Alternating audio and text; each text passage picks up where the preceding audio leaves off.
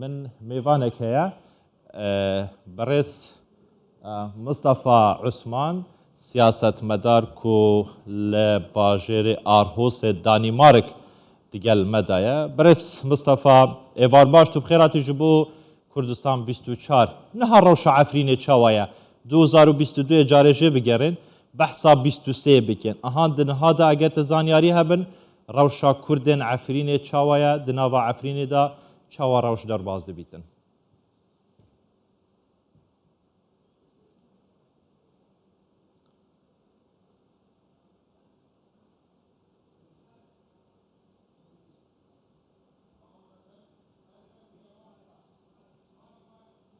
بله ما مستا اگر تهاشمی بیتن دنگی تنایتن حول بده دنگی خوشه بکه کو بحثا روشا عفرینی دی بکتن اف 4 سالن سالا پنجی در بازی سالا پنجی بوین کو عفرین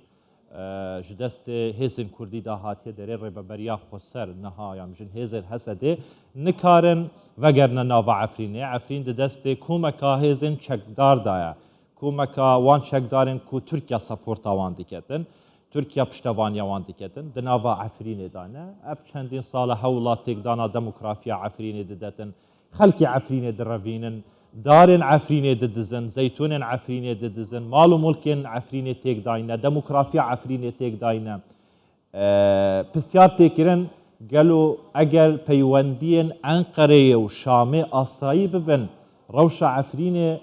و چلی بیتن روش عفرینه و وگرتن دبن دست هزن کردی دا ترکیه و خوفکشینیتن او هزن کل ودرنا ارتش آزاده رخراوین رادیکالن ترکیه و وانج ودری در بخیتن هزن سوری هزن فرمین رژیم سوریه و بین ناوا و باجری دا یانجی هر دست وان هزن ارتش آزاد دا و ببینه یانجی و شرکی دیگر رو بدتن او هزن کل ودری و ببینتن یان نه ما مستا از بارم نهاد دنگ باشه تهاج دنگی من هيا ما مستا دنگی مت گهیت تا ما مستا بله دنگی تا باشه ای زور باشه دست خوش تو بخیراتی جبو کردستان 24 بله هر بجید بحث عفرینه دکه ما مستا ده دروژن سالا 2023 ام دا روشا عفرینه چاوا در باز دبیتن روشا کردان و در چاوا یا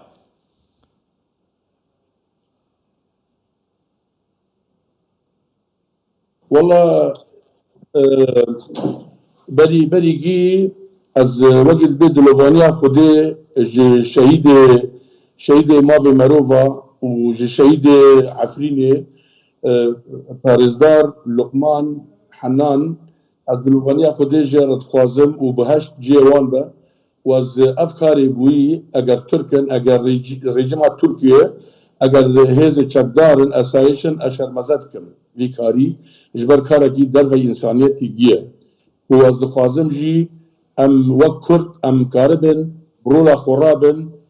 جبر نکشتنا ویه کشتنا پرسا کرده کشتنا عفرینه خوازن وی بکوشن باشه 2018 ما مصطفى تدي ام نو كتنه حطانا ما مصطفى 2018 دما داگیر کنا عفرینه هیا نها جالي تركيا و جالي وان جروبين ده هادنا عفرينه ده حولا تقدانا ديموغرافيا عفرينه تداين هيانا ها چند كرد اگر تزانياري هبن جعفرينه رافياينه جعفرينه دركتينه كوجبر بوينه آواري باجرندن بوينه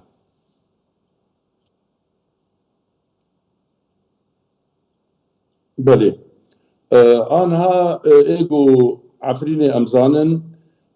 بري فينا دا عفرينه دا نشتجي عفرينه وكرد نود وحشت جصديبون نود وحشت صديبون روجا ايرو راپور گوجمرتين جسي حتى سيو پنجات دمايا سي حتى سيو پنجات دمايا ايجو دركتنا يعني لشهبة دور 50,000 انسان دركتي الوي دريا وتفي ويجي بحزارة تشونا هوي حتى روجا ايرو وي وقت ده حتى انها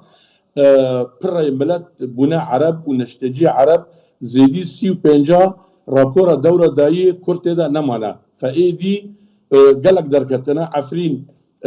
في داوية دور 400,000 إنسان هبو جوي 400,000 إنسان كرد روجا إيرو يعني از بيجن بلكي يعني 100,000 120,000 كرتي دمابن باشا يعني او هر نتوين قندكي دن أذكارن اوين نمونا قندي خوابيني درفي قندي عفريني 100,000 هاتينا إنسان دنابا تقدر عفريني تجي دا ما مصطفى روجا إيرو بين صدا باشا او نتوين دن درفي عفريني هاتينا دنابا عفريني دا نشتجي بوينه اكن جي بوينه چندن هجماراوان او ج كيجان نتويانه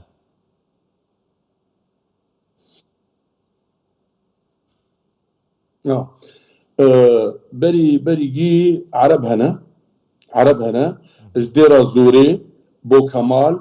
غوطة شحمسي جدرعة دورة حلبي وج رقاي تدمر حمسي ايجو هاتني او عربي قوتيدا روجا ايرو دورة سدي دورة شيستي سدي تيدنا وعربي قوتني قهاتني ايدناتنا سدي دهجي تركمان كتنيا باشا او كردن نهال ودر ماينا و پيوندي دگل دا مايا پيونديا وان باشا يا و باشا دگل وان كردان يلا عفرين ماينا سردريا او چکدارن ودره او گروپن ودره دگل كردان چاوايا دگل عرب و نتوين دن چاوايا هول ددن كو كرد بيزار دكن وانا كو كرد مالن خوا ملكن خوا بجه بينن كوش بر ببن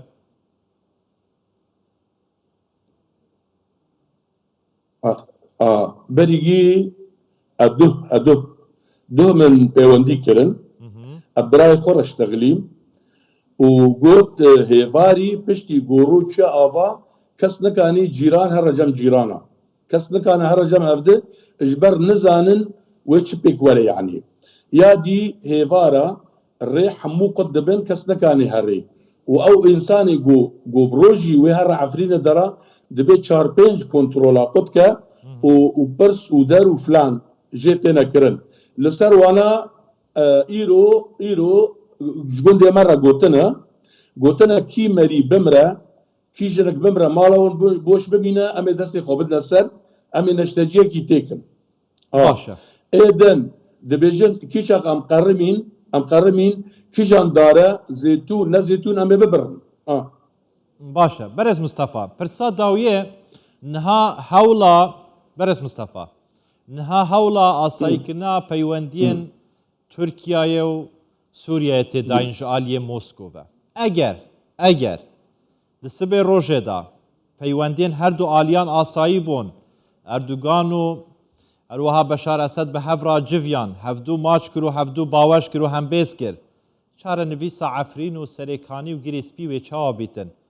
تایبتی obgişti çare nivîsa Kurdan li Rojavayê Kurdistanê hin çawa dibînin piştî asayekî napeywendiyan eger Kurdî bît.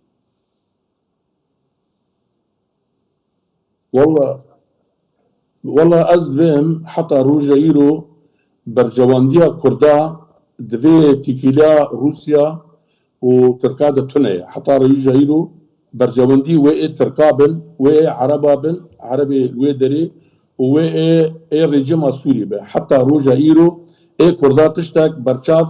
tune ye yanî. Heta roja îro ez lê de tiştekî çê nabînim gokaribin hinekî بيلن كرد هناكي نفسها خو بكشيلن وكار مارني بكن از بيجن يعني كرد يعني شقاسي برجوانديا كردا